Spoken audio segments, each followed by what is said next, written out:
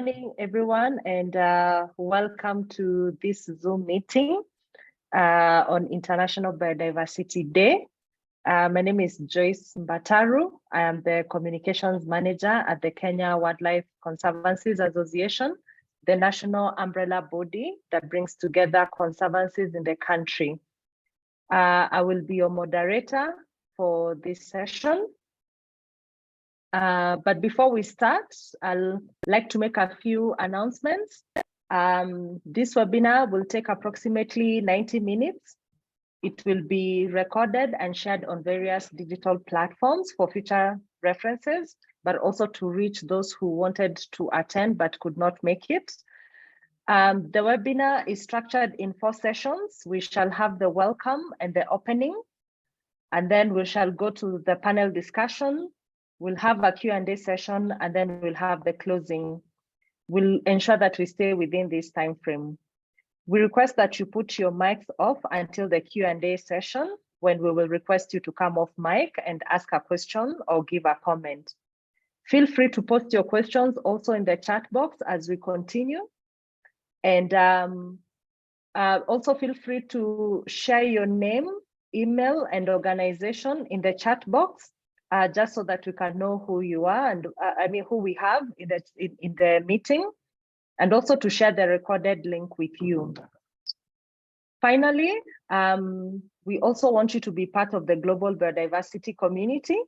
And so we are requesting you to join in the discussions on biodiversity on social media by using the hashtags #BuildBackBiodiversity and #BiodiversityDay. We shall post those hashtags in the chat box so that you can also contribute or participate in the discussions towards or leading to the International Biodiversity Day on Monday. The webinar today is also part of a build-up activity towards commemorating International Biodiversity Day. International Biodiversity Day is commemorated annually on 22nd May to increase understanding and awareness of biodiversity issues globally.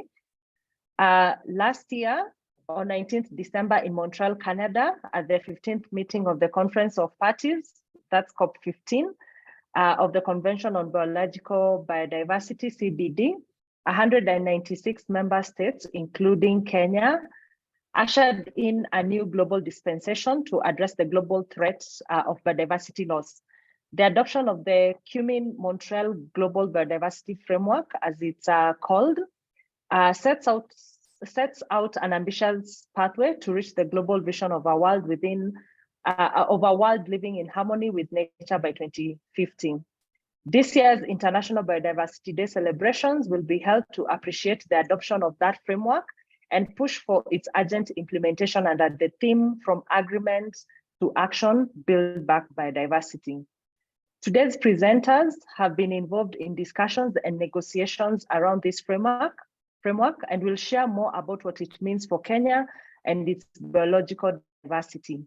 To start us off and to give us his opening remarks is our host, Mr. Cyrus Mageria, who is the Director of Multilateral Environment Agreements, or MAEAs, if you wish, at the Ministry of Environment, Climate Change and Forestry. Mr. Mageria calls himself an environmental advocate. He's passionate about sustainable development and the interconnectedness between human well-being and nature, and the need for intergeneration equity. Mageria has vast and extensive experience and knowledge of intergovernmental coordination and relations, having worked closely with various United Nations agencies and other international organizations. So, Mr. Mageria, please welcome to give your opening remarks. Thank you. Yes, thank you very much, Joyce, for that introduction. And good morning, colleagues. As you have heard, my name is Cyrus Mageria. I work with the Ministry of Environment, Climate Change and Forestry. But specifically, I do the coordination of the implementation of Directorate environmental agreements. And these are the agreements that help us to govern our environments and natural resources. And we do this through coordinating various agencies, both governments and non-governments, including local communities and civil societies, so that we can be able to have a better future. Let me take this opportunity to welcome all of you to today's webinar. And this webinar was organized so that we can have a candid discussion as far as how we can advance the issue of conserving our natural capital in form of biodiversity. And more importantly, also to create awareness in terms of what is happening globally, given the fact that we are part of the global community. And just like the moderator had said, is that Kenya is part of that global community in the sense that we have been able to ratify the Convention on Biological Diversity. So today, the meeting is for all of us, but just to give a quick highlight in terms of what's from this sort of basis, is that we are doing this so that we can be able to meet one of the obligations under the convention, and that is in terms of creating awareness. And the beauty is that in this front, in terms of creating awareness, there's already a dedicated day that parties have been given so that they can interact with their constituency, just to be able to understand and also get a feedback in terms of moving forward. And that is the day that we are calling the International Day of Biodiversity. It's a UN declared day, and it is held each and every year on 22nd May. And this particular year, we are going to have our celebration. And this is part of the build-up. And we want to have that celebration somewhere in Nairobi, a place called UNEP Corner.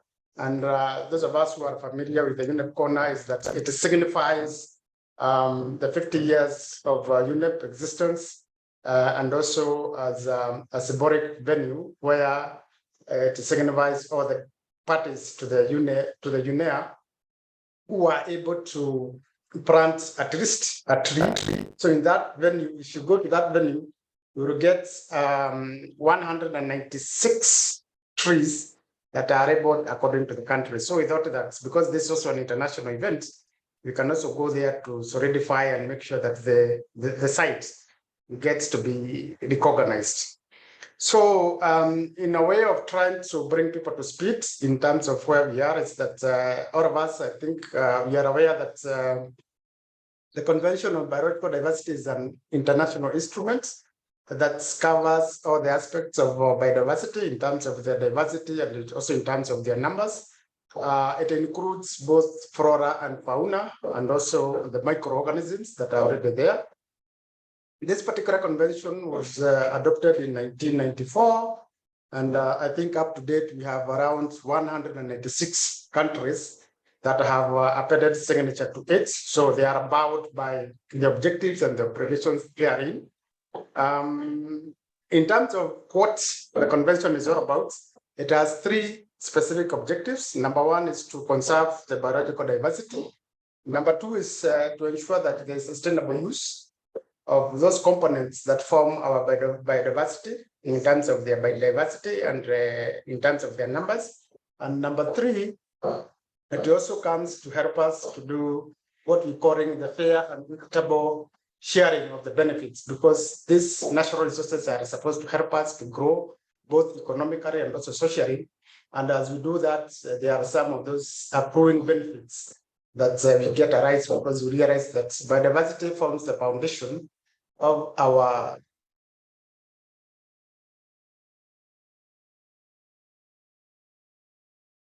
the markets. There's some monetary gain that gets to be accrued. So that particular objective is there so that it can sharing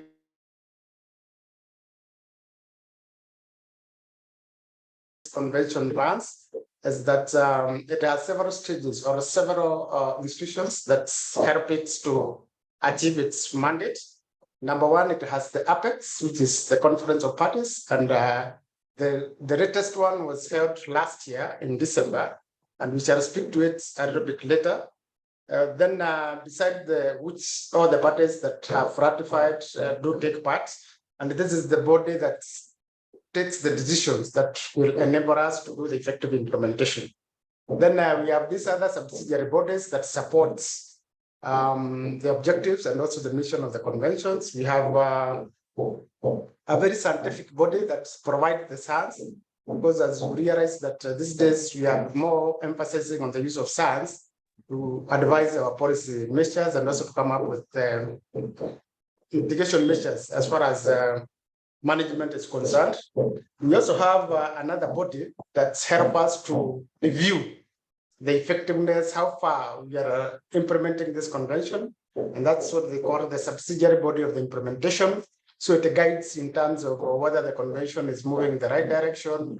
If it is not moving in the right direction, then they provide for some remedies. So the convention has got its own funding mechanism because we realize that these actions sometimes require resources. So they have what we call the Global Environment Fund, the GEF. I think a number of us are familiar with it. And this provides the resources that parties do need for them to be able to actually meet some of the obligations that have been agreed during the conference of parties. But because it is a global framework, it has also provided mechanisms where parties can be able to share experiences. They can also be able to share what are some of the best practices that are being carried out elsewhere through what they call clearing housing mechanism. And this is an online portal where parties are allowed to post the information. They can also access what other parties have been able to post for the purposes of enhancing the means of implementation. Over time, I think there has been need to really specify or look keenly in terms of the issues that parties thought that the overall convention is not be able to effectively address. And through that, the convention has actually come up with what they call the protocols. And these are very specific to address specific issues that have been addressed. So under the Convention on Biological Diversity, we have 3 protocols that we speak to. Number 1, we have the Cartagena Protocol on biosafety, and this comes to address the issues of the risk posed by the genetically modified organisms and living modified organisms, RMOs. The second protocol, we have the Nagoya Protocol, and this is the one that comes to advance the objective number 3 that I spoke to, that talks about the access and fair sharing of the benefits. And the last protocol is the Kuala Lumpur protocol that deals with how do we, it's about reliability and redress, especially coming from the first protocol that I discussed about, that is the Cartagena Protocol. So these are the 3. And as a country, we are party to 2 of them. That is the Cartagena Protocol and also the Nagoya Protocol. We are yet to ratify the Kuala Lumpur. I think there's deliberate effort to ensure that that gets to be done. So beside that, I think the convention works through thematic areas that cuts across a number of issues. And the key main ones that the convention focuses on, one of them is the coastal and marine biodiversity that looks at the coastal issues. And now this is becoming very live because we are discussing about the blue economy, which is a new area that you really need to focus on. The second thematic program or thematic area is the agriculture biodiversity. And this is also very key because we say that in agriculture, there's too much in terms of biodiversity. And that's why it was highlighted as one of the key areas. Then we have the usual ones, the forest biodiversity, the forest sector, the inland waters. We have the island biodiversity because you realize that out of the 196 countries, a big number of them, we have a number of countries that are islands. So it's key for them.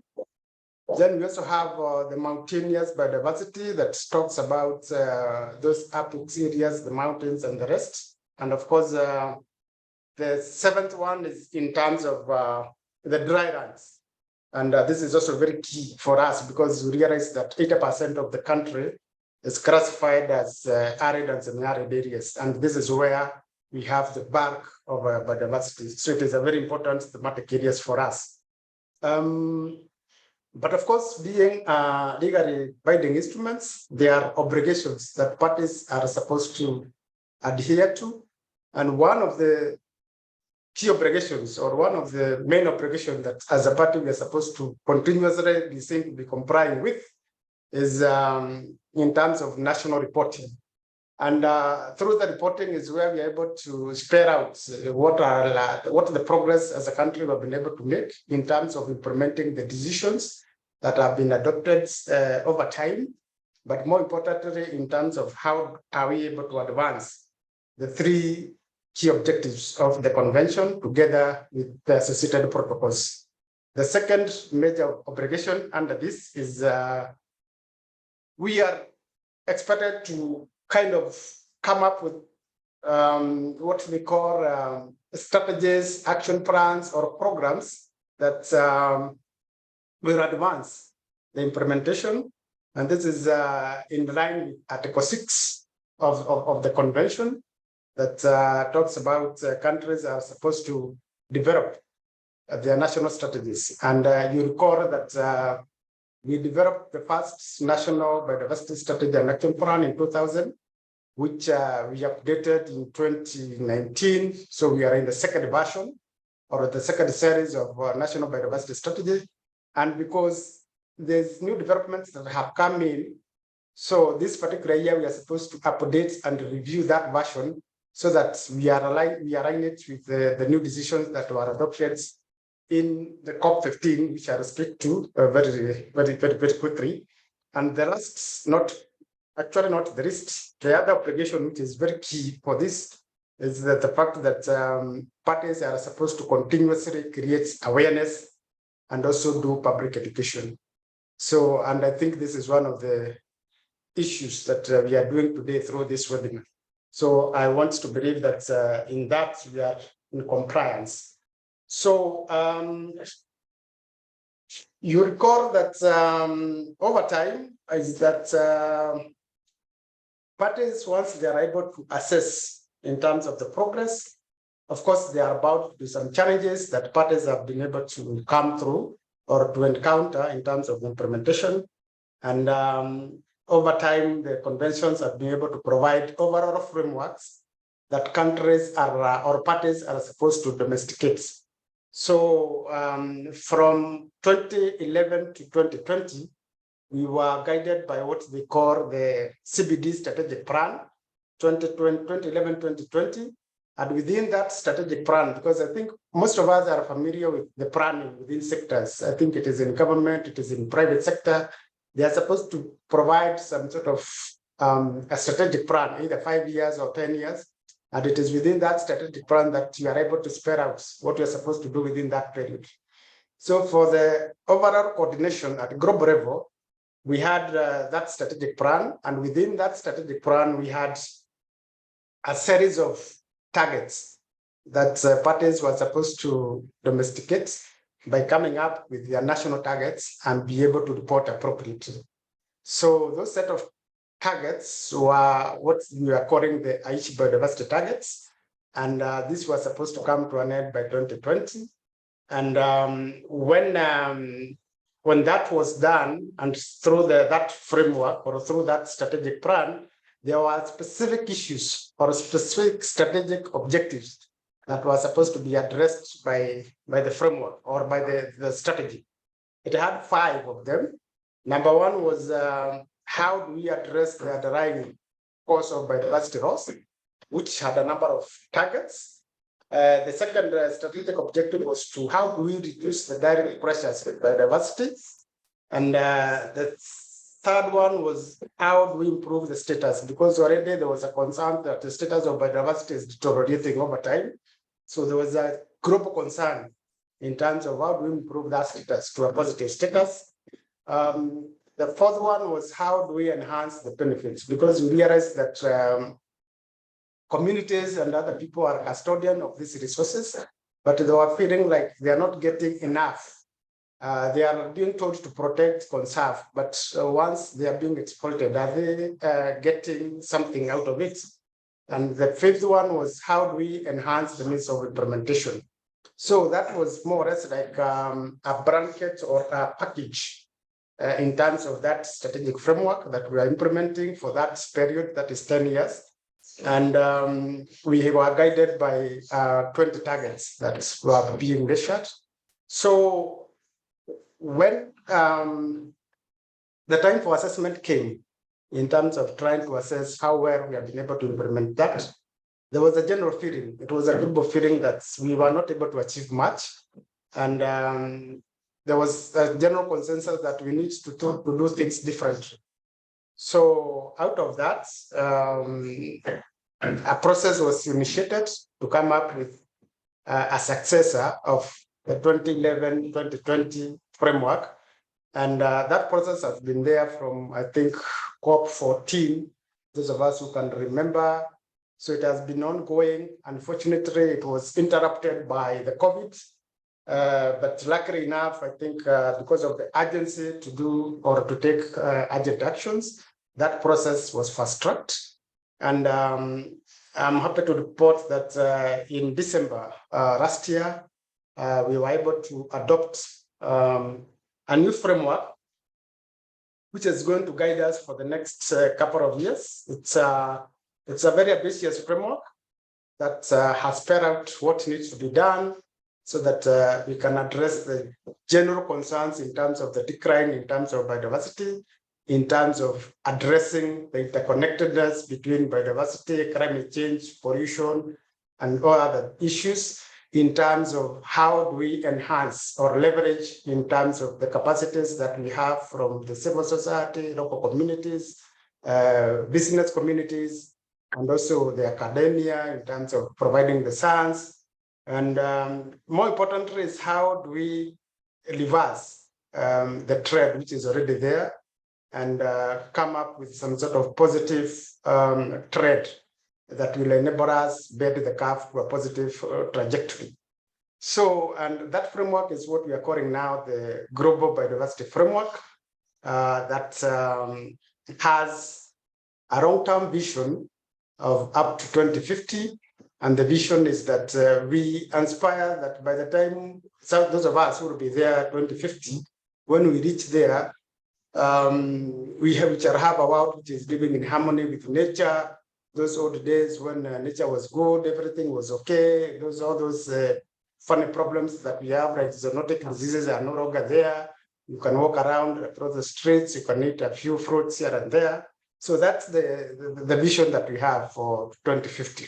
But before we reach to 2050, there are some milestones that we need to track.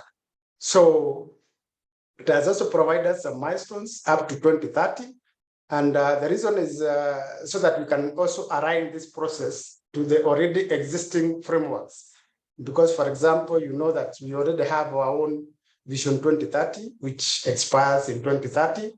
We have the Sustainable Development Goals, which also elapses in 2030. So it was also aligned in that perspective that by 2030, all measures would have been put in place, or finances would have been provided, people would have been made aware, and by 2030, we shall have bended the curve so that the biodiversity will be on a trajectory to recover. So that from 2030 moving forward, we shall see positive progress in terms of biodiversity improvements. There's no longer any decline in terms of species. There's no species that are going to get distinct. In any case, by 2030, moving onwards, we shall see increase in terms of numbers and also diversity. So that's what it's trying to aspire. But more importantly is the fact that the framework will also enhance and accelerate the actions that parties need to take so that they can address the urgent issues that are already there. But within the framework, we also have some what we are calling the guiding principles that will guide as we do the implementation. And one of it is to really bring to the fore in terms of the need for us to act urgently so that we can be able to reverse the negative trend that we're already seeing, the need for us to be transparent, the need for us to be inclusive so that we don't leave anyone behind. So this is a journey that we can work all of us together, and the realization that no one and nobody can be able to do it alone. So that's why that inclusivity is very, very much needed. And more importantly is the fact that we need to do things differently.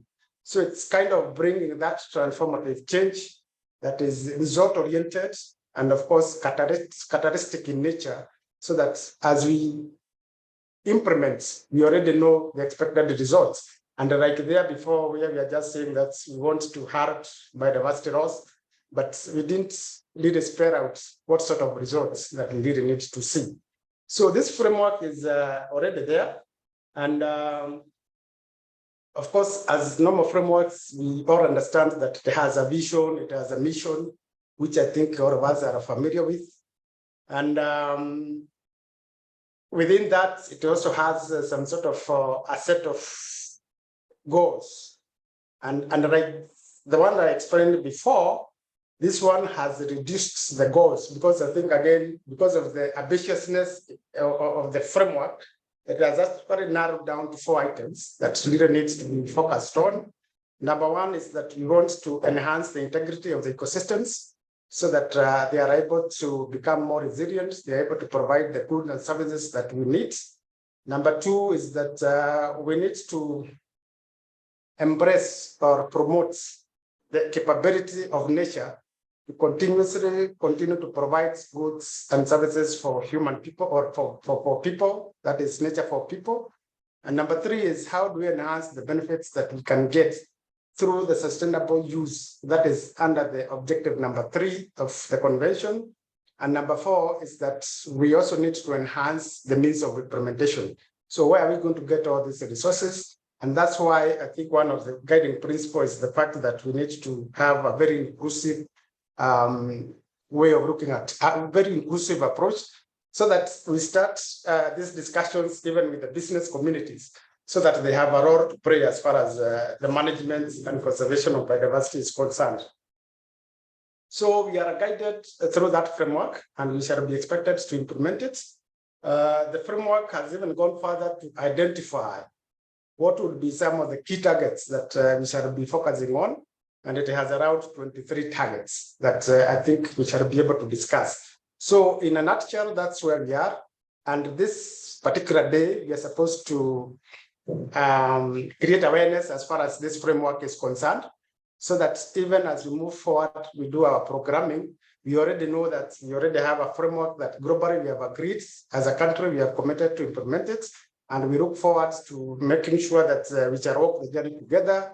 We are expected to develop what we are calling the national targets that we shall all of us own to them. And besides that, I think moving forward, we shall also be expected to review and update our national biodiversity framework so that we can relive to the theme of the day, which is talking about moving from agreements to actions, building back biodiversity. And we want to believe that if we are able to implement this particular framework, we can be able to move from those actions to positive results that will help us build our biodiversity back.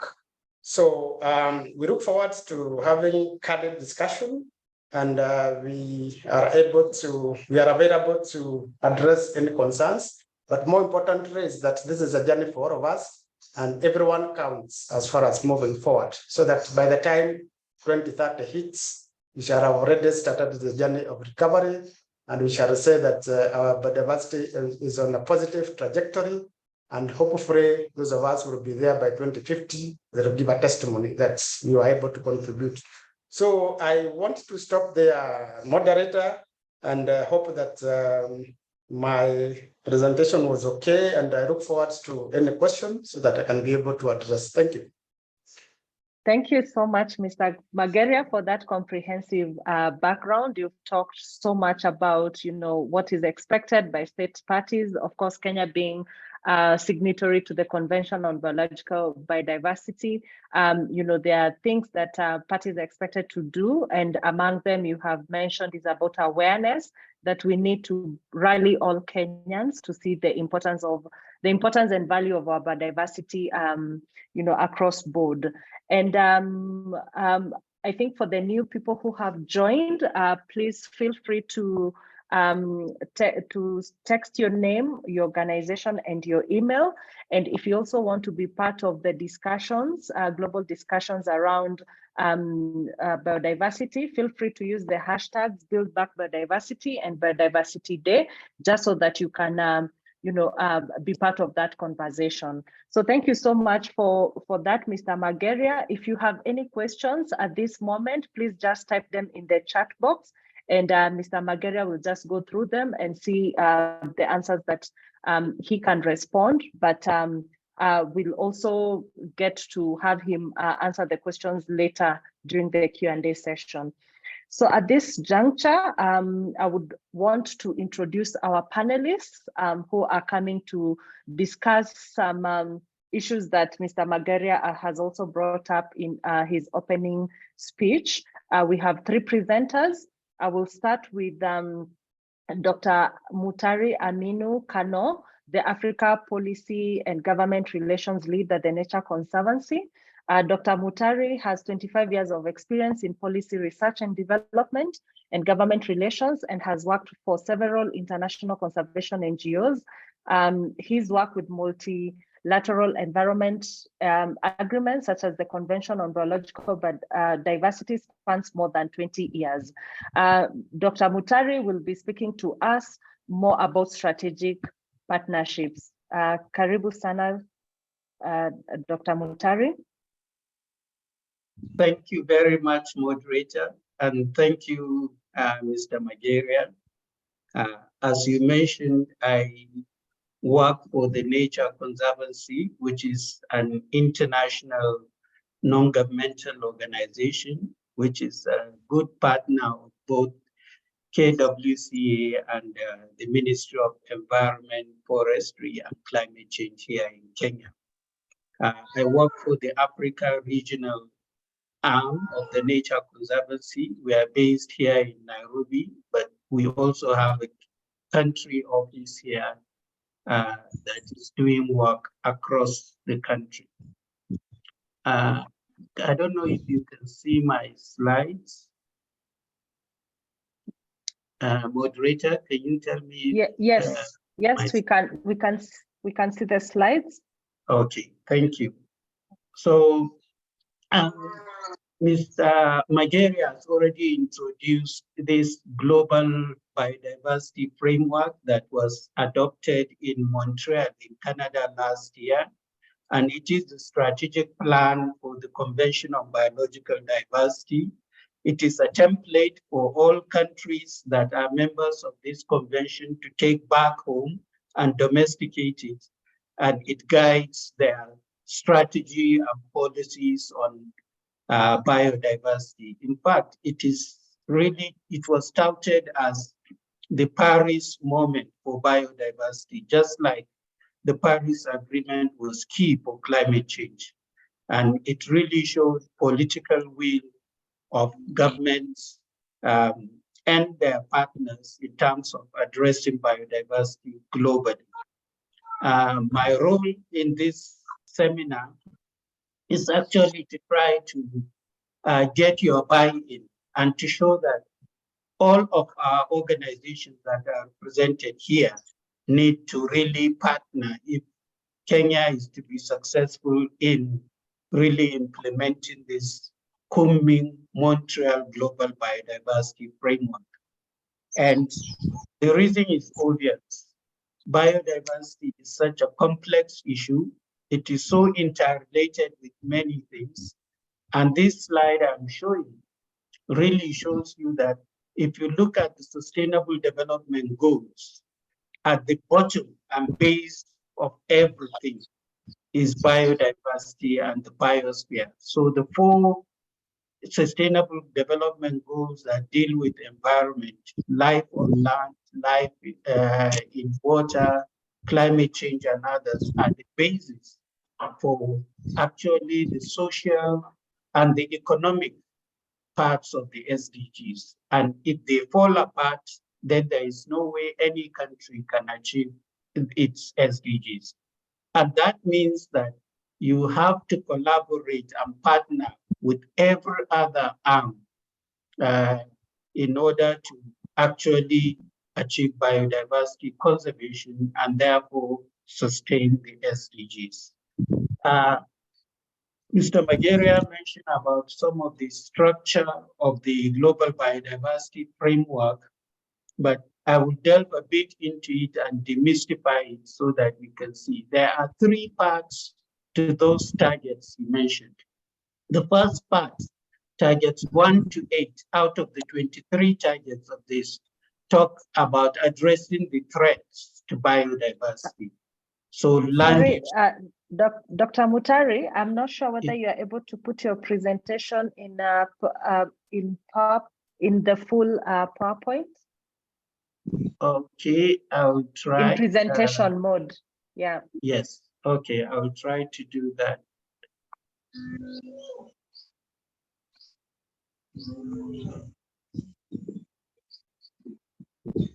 Okay, let me From start current. from the beginning. Is that okay now? Yes, that's better. That's better. Oh, thank you. All right, thank you.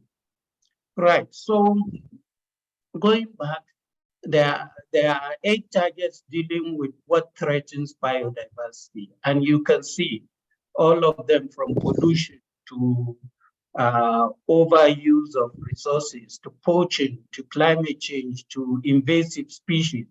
All of them require that the biodiversity community, which is us represented here, need to collaborate and have partnership with groups that are outside the biodiversity conservation space. So people working on pollution, people working on trade to address wildlife trade, people working on climate change, organizations working on land use planning, and so on and so forth.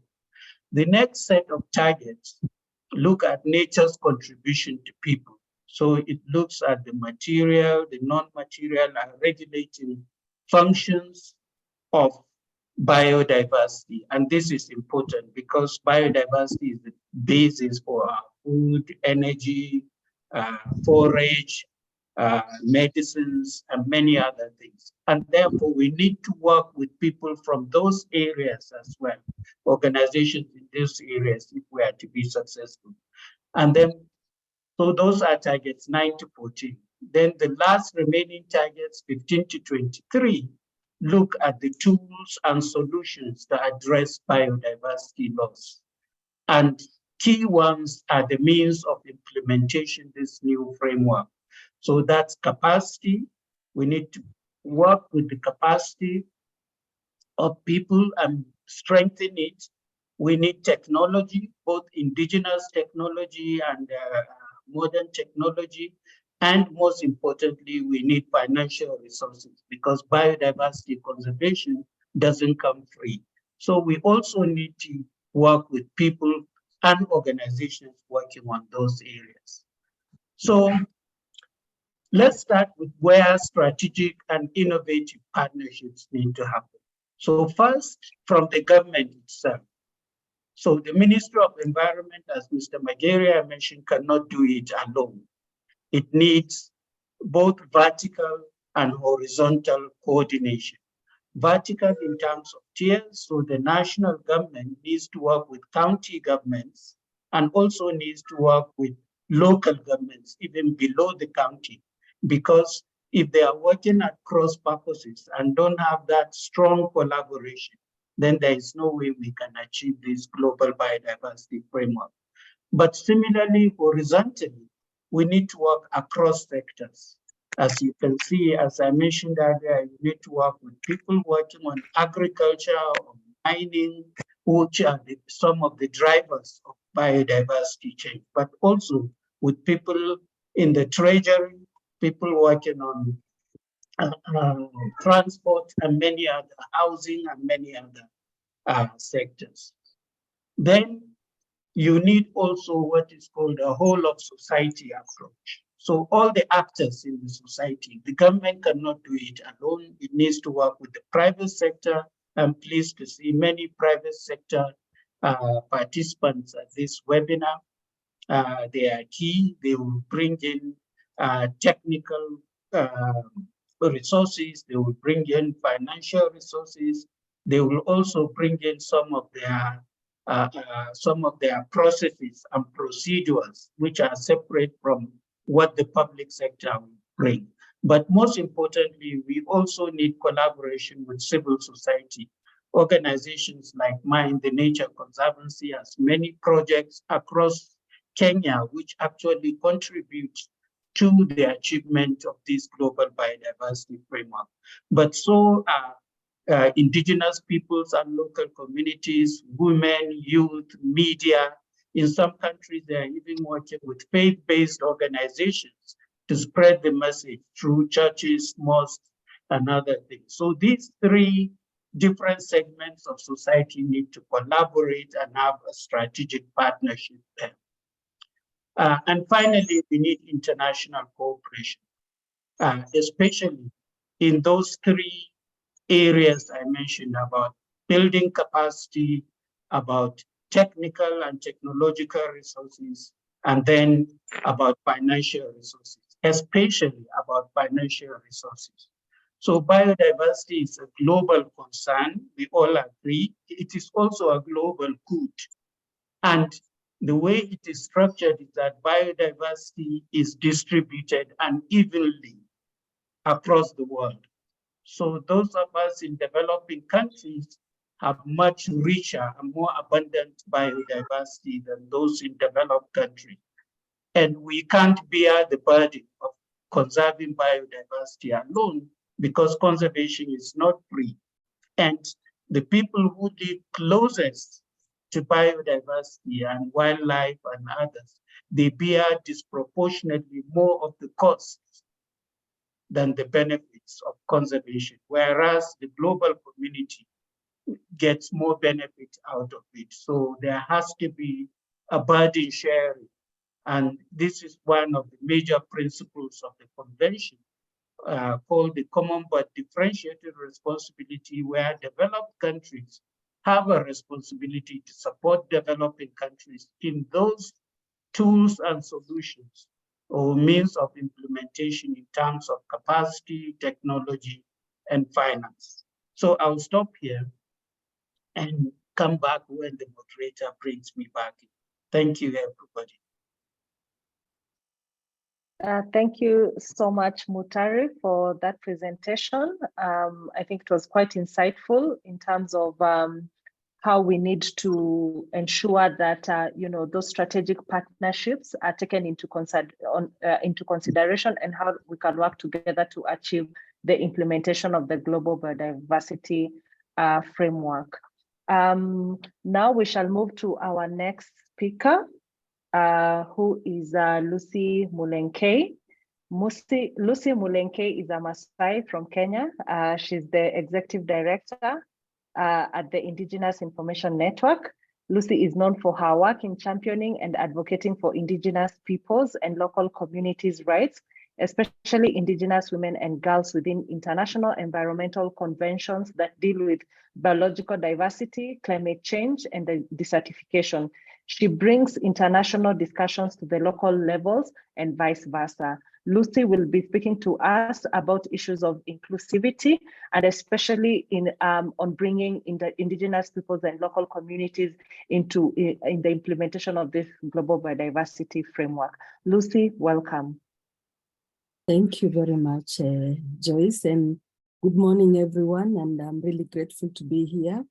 And also want to thank the ministry and especially Mr. Mageria for introducing and bringing to us the perspective and the commitments to the government from the government on how important it is that we can all be working together.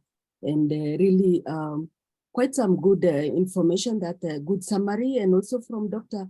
Mutare, who has just like complimented Mr. Mageria. And I'll just continue from there, just to say how important it is and how great it's important to recognize the role of Indigenous peoples, local communities, youth, women, and other members of our societies who are really key in terms of looking at the biodiversity conservation and protection and the conservation of environment as a whole. These are the communities that are down on the ground, that are really the ones that feed us, because they are small-scale farmers, they are pastoralists, they all do all different small economies, which are very, very crucial for us. and which are also important for environment and for our health. As Mr. Mageria was saying that in 2050, we want all to be healthy and not to have any other diseases attacking us or anything. These are the communities down on the ground that can make that change, and that all of us can be working with them and be able to make sure that we have a healthy nation.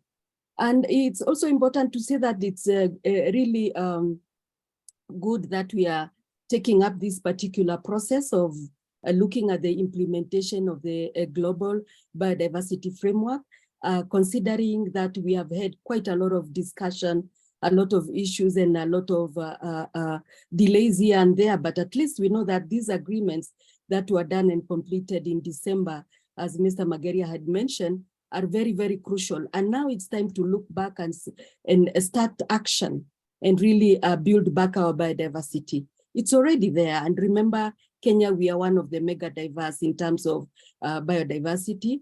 And we really want to look back and say, can we build back what has gone and try to make sure that at least we can make a difference.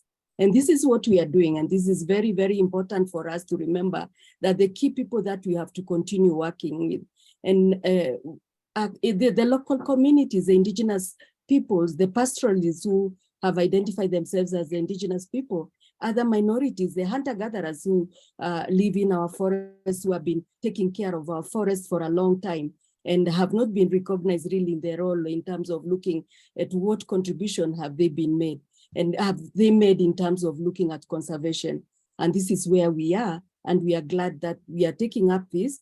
And by the time we continue with the implementation of the framework, we must make sure that we are looking and make sure we are inclusive, especially looking also at the youth, who are a majority in our country, women, and other people within the community.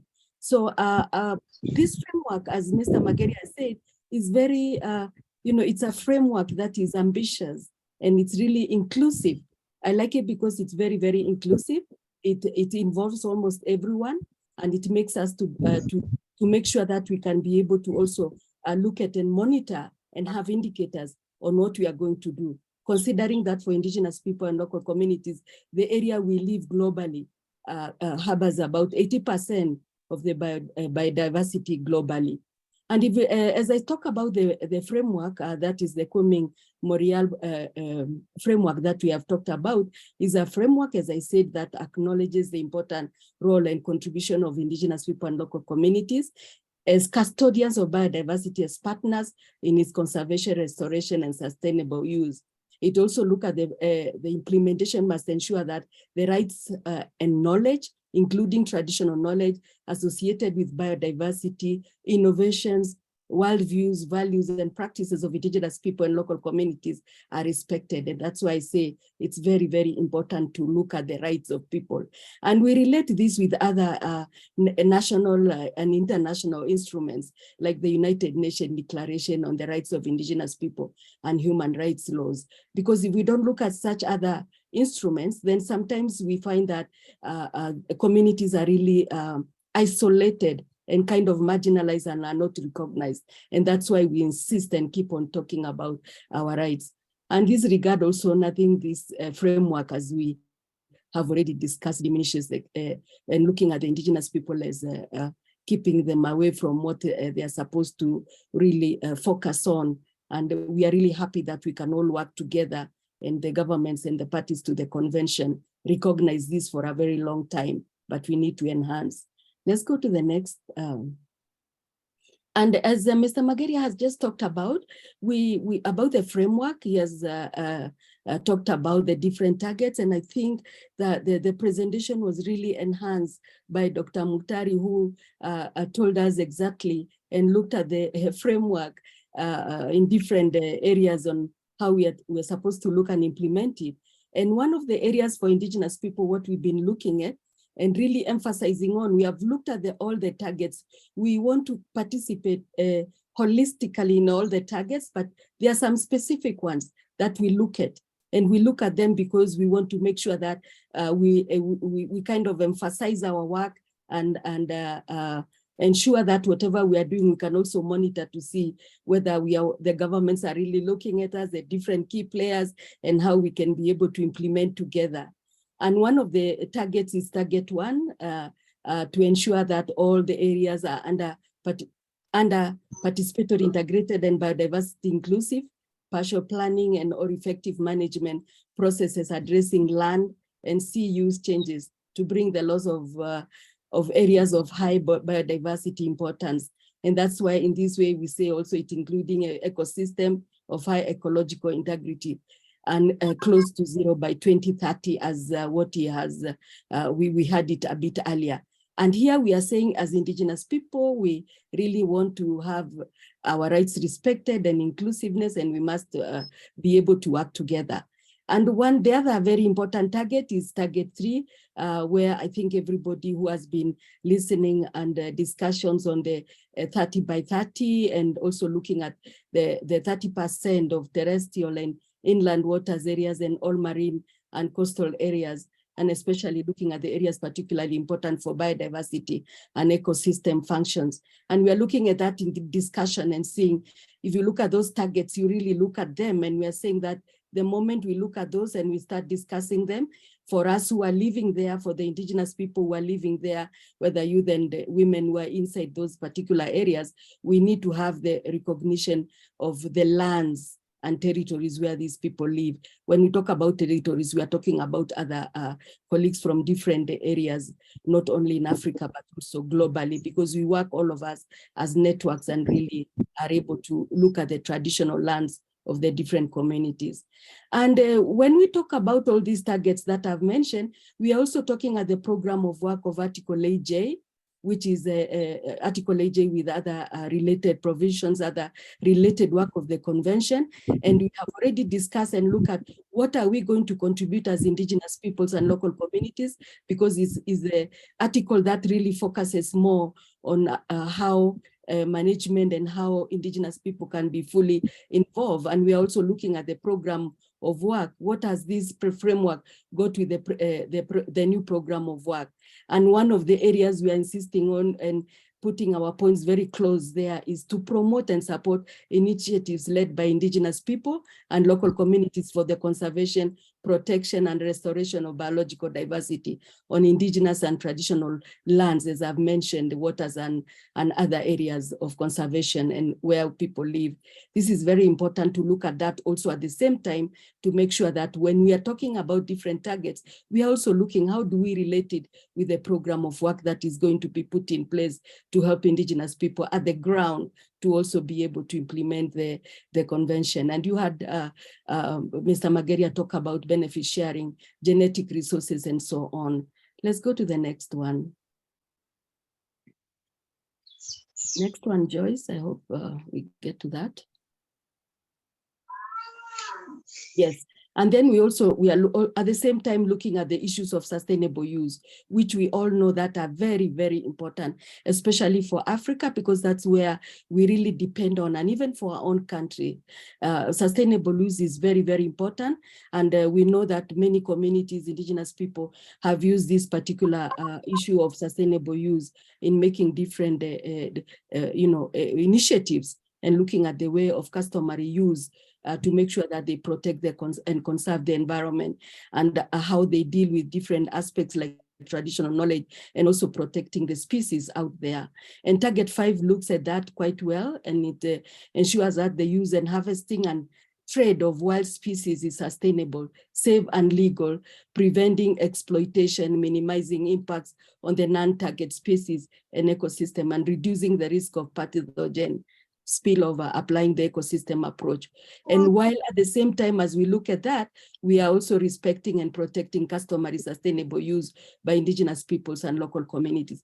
We know quite, and we have quite a lot of examples. And one of the examples, for example, beekeeping, about honey harvesting, about traditional medicine, vegetables, and even other wild fruits that end up on our tables, on our homes that make us also, they are part of the medicinal treatment that we have. We have Target 9, which also ensures the management and use of wild species are sustainable, thereby providing social, economic, and environmental benefit for people. You look at this also and see that it's also bringing the issues of encouraging to make sure that customary sustainable use for indigenous people is recognized. And as we look at this particular target, we are looking at also the task on the new program of work of Article 8J and related provisions, where we are saying that implement the plan of action on customary sustainable use and also support indigenous people in on-farm and in-situ conservation in different ecosystems, and develop guidelines to promote indigenous concepts, diverse and agroforestry and traditional foods. You know very well people like the, our hunter-gatherers, naming people like the Ogiek and others who have been really the Sengwer and name it, Yaku and so on.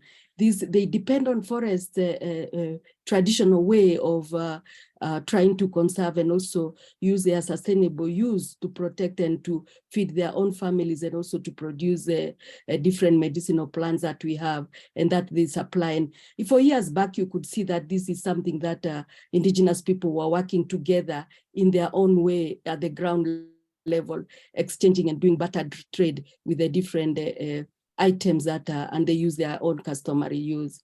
At the same time, we know that the global framework, we also have goals and we are relating them also at the same time with the targets, as Mr. Mutari had also, Dr. Mutari had also mentioned.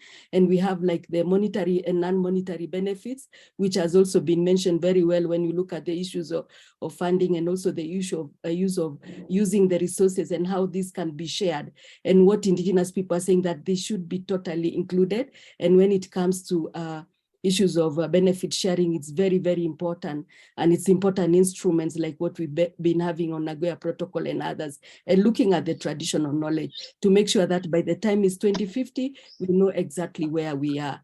And we also have the target 13, and we look at the issues of the decisions, especially when it comes to monitoring of the framework and so on, which are also very crucial. And because of time, I won't read all of it, but I'm sure this also will be shared. And let's go to the next one, Joyce. Yeah, and I wanted to also look at, when we talk about youth and we talk about indigenous people, and we're also talking about women, it's also very important to look at the way the global framework, which was actually looking at issues of knowledge, culture, and protection of traditional knowledge as very important area of work, and also very inclusive. And we have targets like target 21, 22, 23, which also are specifically speaking about some areas which are very crucial for us, like target 21, to ensure the best available data, information, knowledge, are accessible to decision makers and practitioners and the public to guide effective and equitable governance, integrated and participatory management of biodiversity, and to strengthen communication, awareness, education, and monitoring. And you had it very clearly that this is very, very important, especially to make sure that we have awareness, and we have that our local communities at the ground, our indigenous communities, our women, our youth, understand all these framework. We have to go step by step and use our traditional ways and how we can be able to communicate with them. And we say that whatever activities that we are doing at all levels, free, prior, informed consent is very important. We must make sure that people know, we sit with them, we have them on the round table, let them also contribute to the planning and the implementation of what we are going to do in this framework, so that we can all walk one journey together to the 2050 and to implement the sustainable development goals and be able to work all, bring the issues on the table that are critical. Target 22 ensures the full and equitable, inclusive effectiveness in gender responsive representation and participation in decision-making, as I've already indicated, especially when it comes to issues of information related to biodiversity, indigenous people, communities, youth, and women and girls and children. And we are not leaving anyone behind. we want to make sure that all the people in the society are also involved in the community, and the society as a whole, as had already tabulated earlier on. And then target 23, we want to ensure gender equality in the implementation of the framework through gender responsive approach again, which is very, very also important, because as we know that the women, indigenous women, local women, fisher folks that we have, small scale farmers, all those local women we have down on the ground, they are the ones who are holding the implementation tools out there. And they're the ones that we also must make sure that we include them and make sure that they also contribute and tell us, what do we do? How do we come back and rebuild our own biodiversity, bring what was lost back to the table, and then see how we can be able to know how to move on. And also important are the new work plans as to support the transmission of traditional knowledge and ensure the traditional knowledge and other knowledge systems are valued equally. Because if you look at the world right now, and even for climate change and for desertification, they are looking at that traditional knowledge. What was there before? We all know where we've come from the community, from the villages, and we know how our elders, our traditional people guided us through to where we are today. We are looking at that knowledge. We are looking at what is going on there so that we can be able to move on. And then this is very important, despite the fact that we are discussing it here. We also have a process that we want to make sure that the parties to the convention of this particular Convention on Biological Diversity really look at the issue of indigenous people and continue and be guided to make sure that all the key players, the stakeholders and all the society there, to be able to make sure every step they take, they also include the communities. And we are saying that we have been working since '92, since even earlier, and since even in memorial times, we've been working as indigenous people, local communities together, and we have been organized as a forum and as people so that we can speak as we are speaking to you today. And we wanted to make sure that we also have a recognition in terms of having an institutional arrangement. And this arrangement is going to help us to move with you, to move with everyone, and to ensure that there is nothing that we are left behind on. And we say to provide advice to the convention, since we know we are part of the observers. At the same time, we advise the convention on issues of our work as indigenous people and traditional knowledge and so on. And we also want to provide advice on issues as requested by the governing bodies of the convention of the Nagoya Protocol, access and benefit sharing, as had been mentioned, and the fair equitable sharing of the benefit arising from their utilization, and the Cartagena Protocol of Biodiversity. This is very, very important, and that's why we put all these so that as we discuss, as we continue discussing, the parties to the convention can also be looking at that and looking at that institutional arrangements that we are asking for and what we are planning to do, and that it can be approved and be presented during the next convention. And we are very happy that we've been working collectively together as indigenous people, customary ways demand, and we hope that we can continue this process even at the national level. And there are many of my colleagues who are attending here today, and we hope that in future they can also be able to contribute at every level, at the county level, at the community level. And we want this documented and kept very closely with what the government is going to present and other key players. Asanteni sana, and thank you everyone. Thank you so much, Lucy, for that wonderful presentation. There's so much to learn, about the role of IPLCs, and of course, from your presentation, we can see why IPLCs need to be involved, within the implementation of the Global Biodiversity Framework. So thank you so much for that. But because of time, we'll swiftly move to the next presenter. Who is a bit different from the other presenters because he represents the media. Of course, we know the critical role of the media in creating awareness on biodiversity issues. And so it's important that the media is represented and find ways of how issues of biodiversity conservation and matters of the Global Biodiversity Framework, can be given the visibility that it so deserves, so that we can have everyone aware of the importance of conserving and protecting our biodiversity. So our last presenter is Kiondo Wawero, project manager and media trainer, and also an award-winning science journalist from the Internews organization and also Earth News Journalism Network. Kiondo specializes in solution-based and development journalism, particularly on matters of health, environment, and the climate crisis.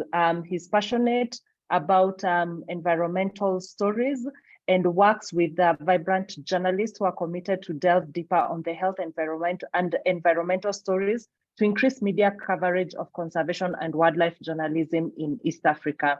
So karibu sana Kiondo.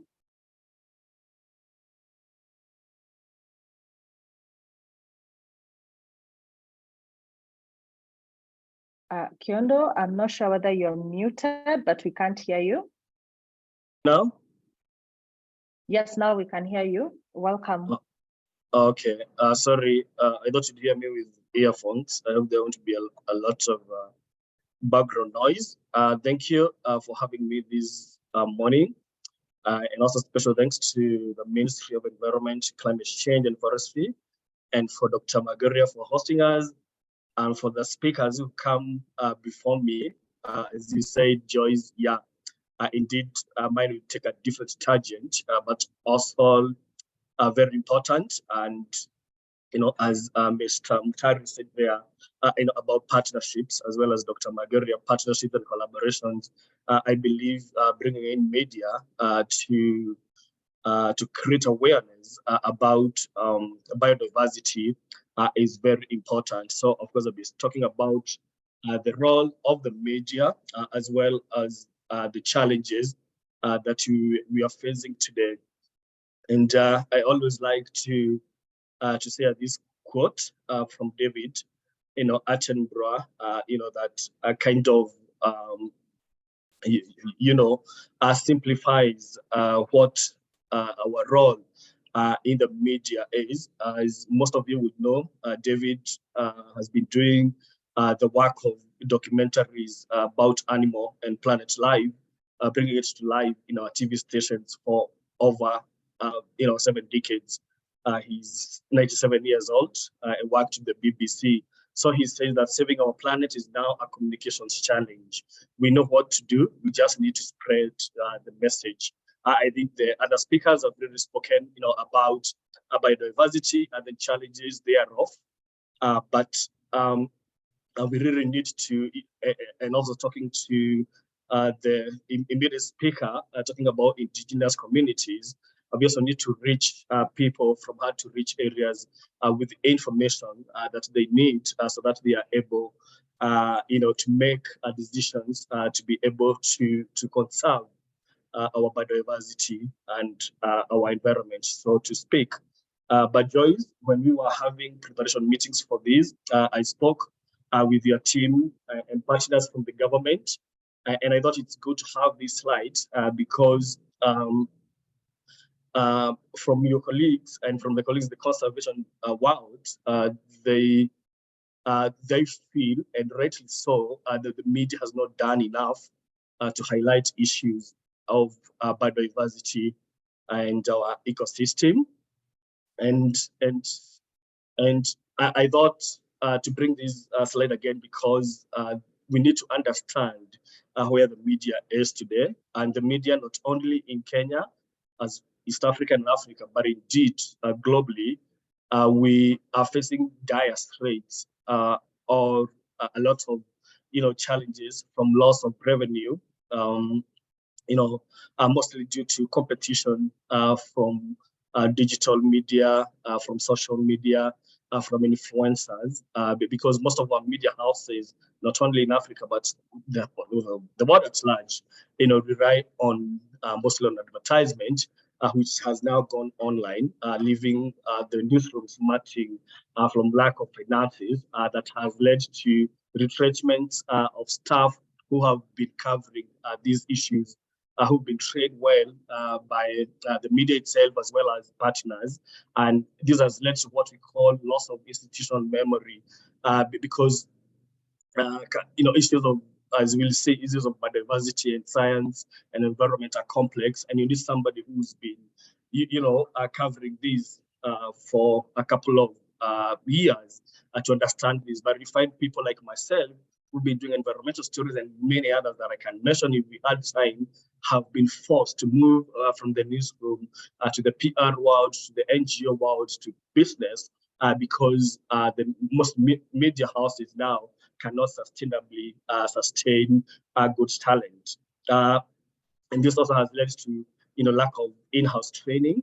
As you know, most of us don't get specialized. When you go to journalism colleges, we just learn how to be a journalist, how to gather stories, how to act ethically. But for instance, you're not taught how to be able to tell an environment story, how to be able to tell a biodiversity story, how to tell a climate story. And this all leads to what we are seeing, like we have a lack of stories from the media talking about biodiversity or creating awareness on the same. Of course, this leads to investment, loss of revenue. There's no investment story gathering. Gathering stories of moving from one area to another to do feature stories cost a lot of money. And if newsrooms are not able to do this, we turn to what we call desktop research or Wikipedia journalism or Google journalism, as I like to call it.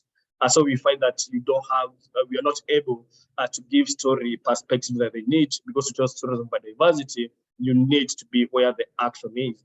And of course, we can spend the whole day talking about misinformation and disinformation that is all over social media on issues of biodiversity and other areas of information that the media is also not able to to highlight as we would like to see.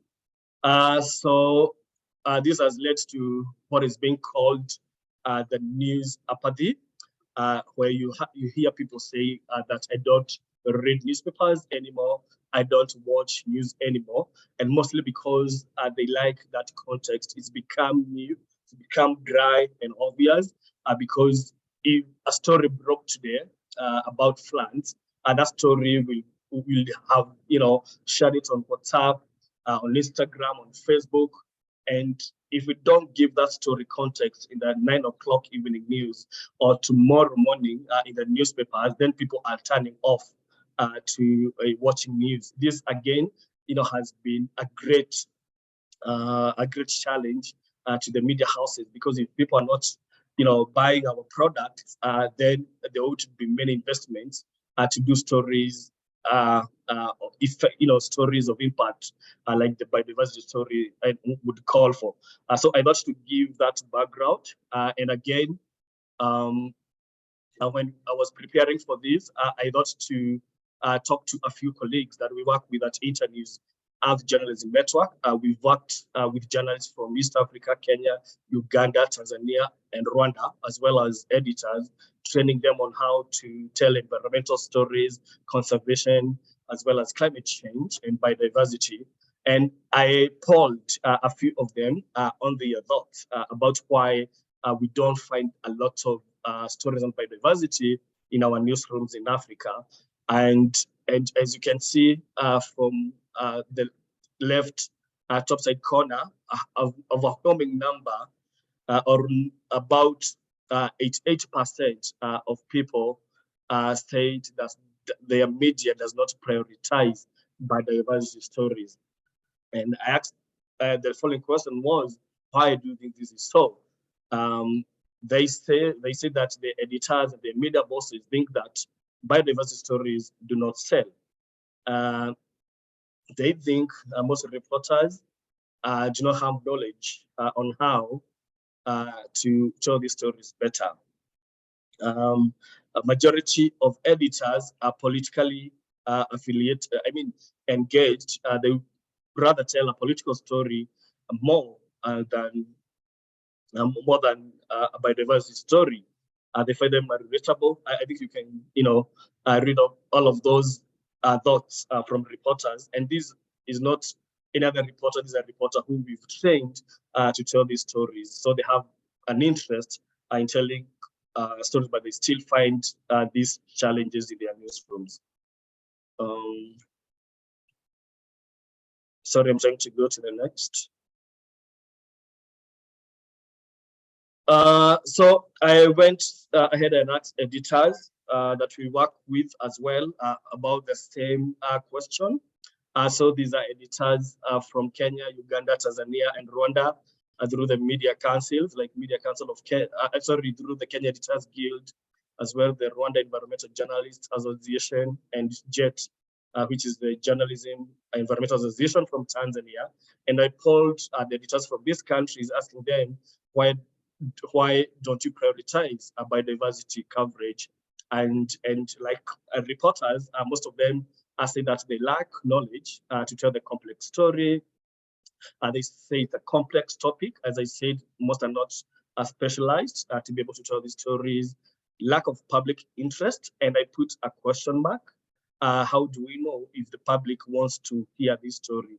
So you'll hear media editors saying, or even media bosses saying that people want to hear stories of politics. People want to hear, corruption stories. People want to hear about tax, daily economy, but they are not engaged about, about biodiversity. I put a question mark because I beg to differ. I think the way we tell stories, if we make the stories more engaging, people, really read these stories and they want to listen on, what stories of biodiversity if they, if they really done well. The other challenge, again, as I said, is finances, for travel and news gathering and training. And most importantly, another bullet point is that authorities are not forthcoming with information as well as other sources.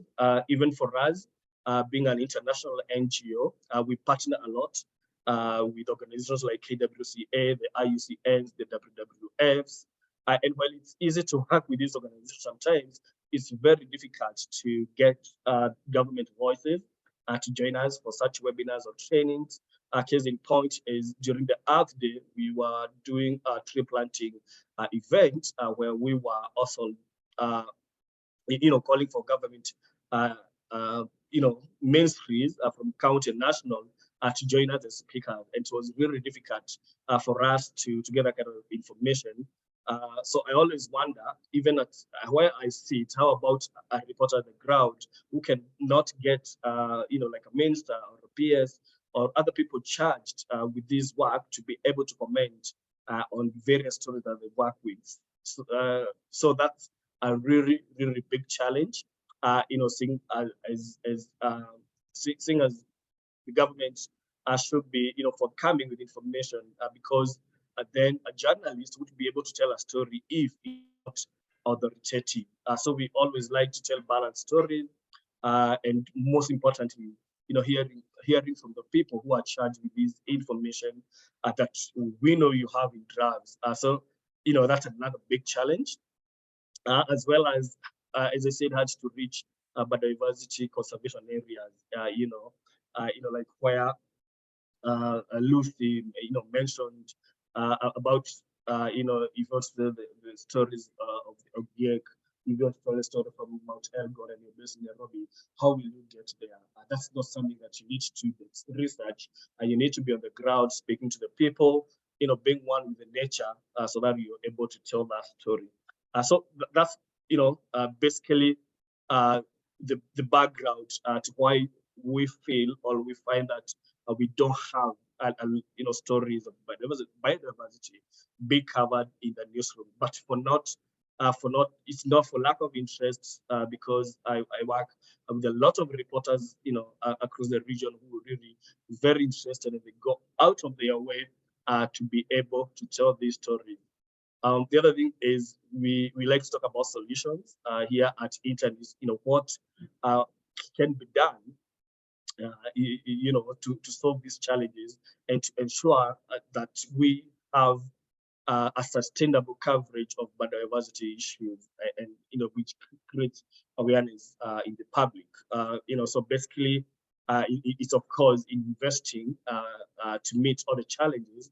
As I mentioned, and this will start, of course, with us in the media, making concerted efforts to tell stories of the environment and conservation and biodiversity.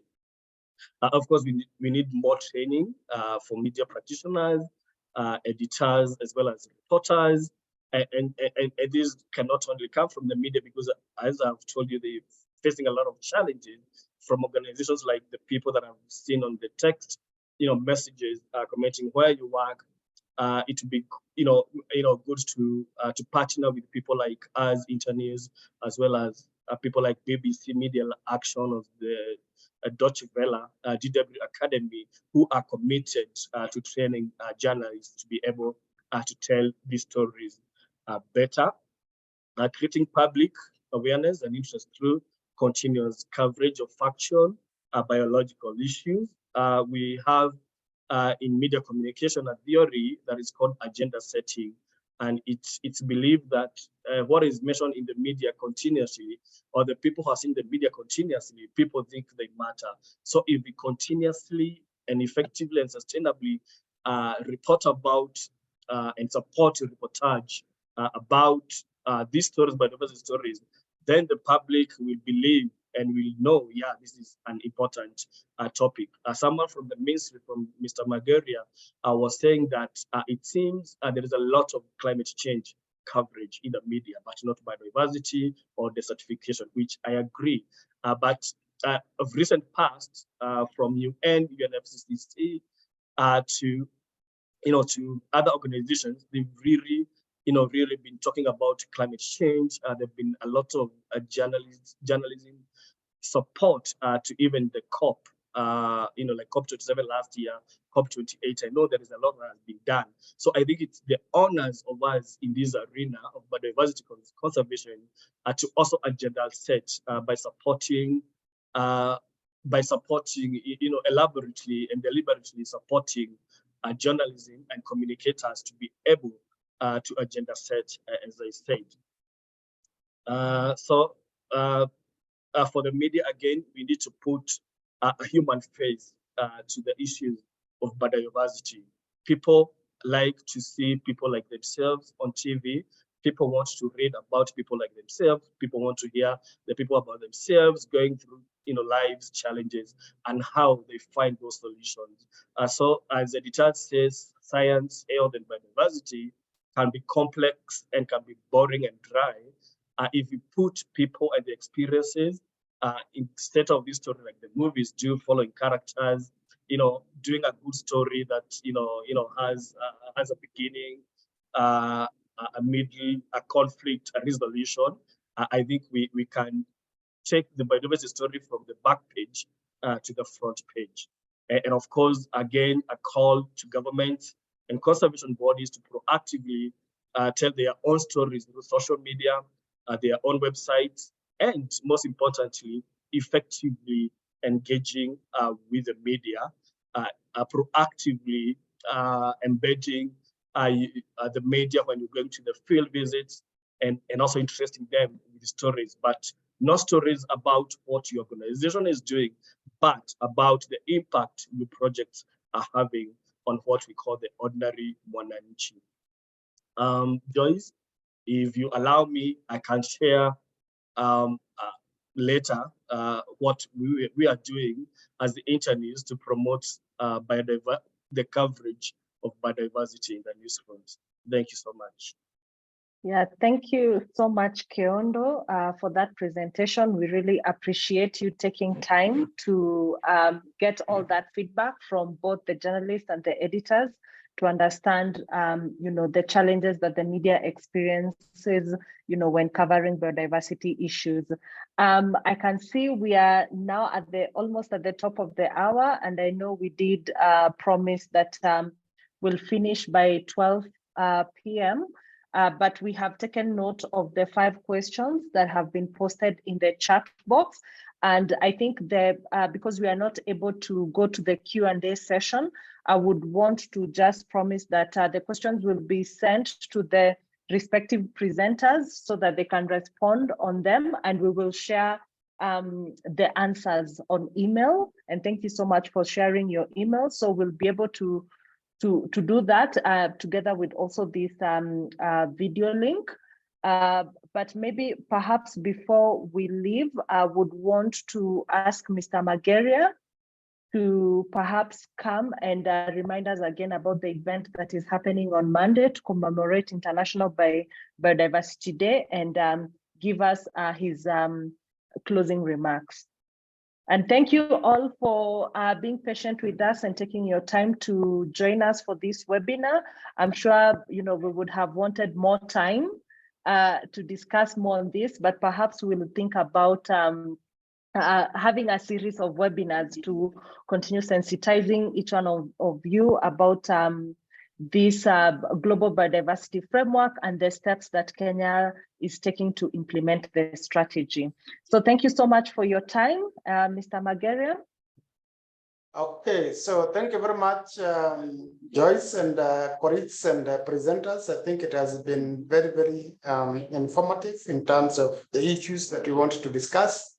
I agree with you that the 2 hours are not enough to discuss so many things that we want to discuss. And I think moving forward, we shall try to see whether we can explore possibilities of maybe either having regularized sort of further discussions like this ones, where we can agree on a topical issue that we can be able to dive a little bit further, just to ensure that we have a common understanding. I have seen that a number of people had put some few questions that were either touching on what are some of the achievements that have been realized over time, and for that, I would really invite people to visit and maybe try to access our 6th national report, because within that report, we have tried to take stock in terms of the milestones, in terms of the achievements, in terms of the best practices that we as a party have been able to carry out. We have also assessed ourselves in terms of our effectiveness, in terms of living to the commitments under the CBD. So it's a very useful document that colleagues can be able to look at and try to see what are some of the issues. We are in the process of doing the 7th national report.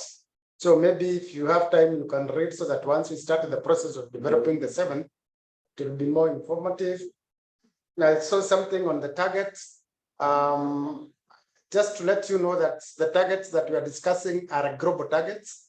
And we are supposed to move now from the global targets to the national targets. So that's a process that we are just about to commence, so that we can be able to domesticate those global targets within our own national context, so that we can be able to effectively implement all of them.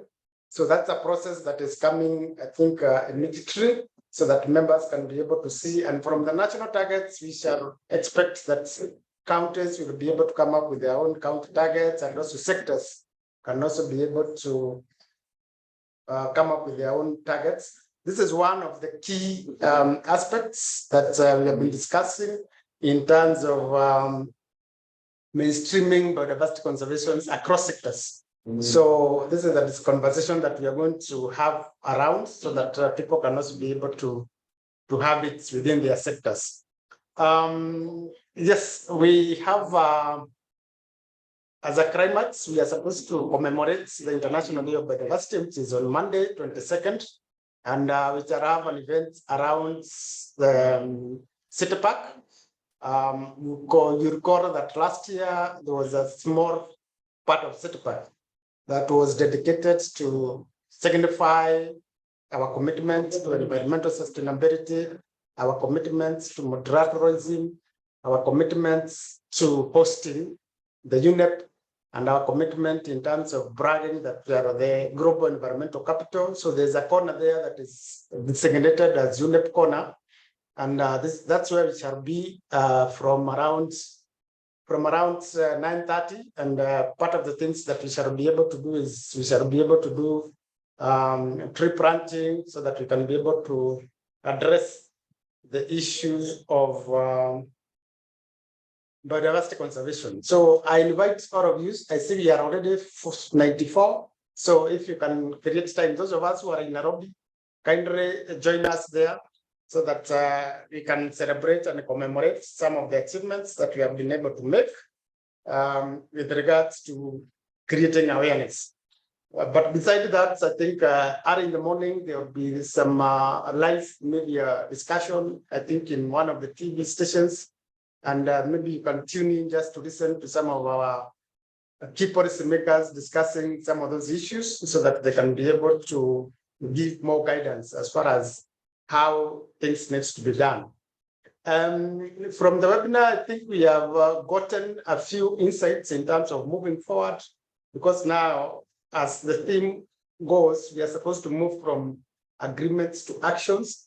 And this was just to bring you to speed in terms of, we have this agreement or this framework that is global in nature, but how do we domesticate it so that it can fit within our national circumstances? So I think moving forward is that we want to have a consultative process that will be able to help us discuss how we can be able to domesticate this particular framework. And we look forward to a very elaborate stakeholder engagement, because that's the only way that we can be able to ensure that we are not leaving anyone behind, so that within that sort of framework, we can be able to have differentiated roles based on our mandates and competences, and collectively we can be able to address some of the challenges. We expect that within the same setup, we shall be able to come up with priorities that we can be able to prioritize, because again, I said, we have a total of 23 targets, but of course, there are those targets that speaks very heavily on our issues so that we can be able to prioritize. The second item that we need to think about moving forward is how do we enhance communication, information sharing, because again, today we are lucky we have the journalists, but we want the journalists to start to begin writing good stories about biodiversity conservation. So I think it's a good thing, it's a good starting point. And moving forward, we want to enhance that so that we can have positive discussions, because just like I said, is that we want to profile these issues of biodiversity conservation so that they can get the right prominence. Because moving around, I think not so many people can be able to associate some of the happenings with biodiversity. So I think it is a platform we can leverage on the strength that the media has, just to make sure that they're able to help us address that issue of communication and awareness creating in terms of even including public awareness. The other issue is that we want to come up with a robust program that will enable us enhance intergenerational equity, so that all those the various generation sectors that we have become part and parcel of this process. And we call upon you to give us ideas in terms of how we can be able to advance that. Within that, I think there are quite a number of areas that we shall be able to discuss. And I hope that colleagues will be able to freely discuss with us so that we can, all of us, move together. And I think finally is that we shall, with your concurrence and with your mandates, we can try to work it further just to see how maybe we can be able to have, like, every month, you can have like 2 hours just to discuss one or two things through the digital platform. I don't know, it's a proposal that we are putting across there. If it is agreeable with us, then we shall be able to work it out. Otherwise, I think those are my takeaway messages, and I look forward to having further engagements. Feel free to contact us so that we can further up some of those discussions. There's a lot that we need to do together, just like my colleague was saying, in terms of trying to create partnerships and collaborations. So those are some of the things that we really need to see how we can be able to look at it. Thanks to IPLCs, because they're doing fantastic work. And I want to believe that they have a lot of strength in terms of helping us manage our biodiversity at the local level. So I want to commit our commitments, to reaffirm our commitment as a ministry, and we shall continuously continue to provide that overall mandate in terms of coordination. Ours is just to coordinate and make sure that we bring people together so that we can be able to discuss as a team. We want to apply the principles of leaving no one behind, principles of one government approach, principles of the whole of society approach, one health approach, so that we can be able to address these challenges. So thank you very much, and I hope I'll be able to see you tomorrow at Unyura Corner as we commemorate this International Day, which is very significant for us as far as biodiversity issues are concerned. Over to you, Joyce. Thank you so much, Mr. Margeria, for that closing. I think you've had it right. The event will be at UNEP Corner, and it will be on Monday, the 22nd. So feel free to join us and be part of the celebrations. Also, just to thank our presenters for taking their time to prepare their presentations and to share with us that information that is very critical and relevant to all of us. And I think with also not to forget that we shall share with you a feedback survey so that you share with us any feedbacks that you may have about this webinar and how we can improve. So we want to thank you for your time and wish you all a great day. Thank you and have a good day. Thank you, and thank you to the moderator. You have done a good job. Thank you. Thank you so much, Mr. Margeria, and thank you, everyone. Kwaherini.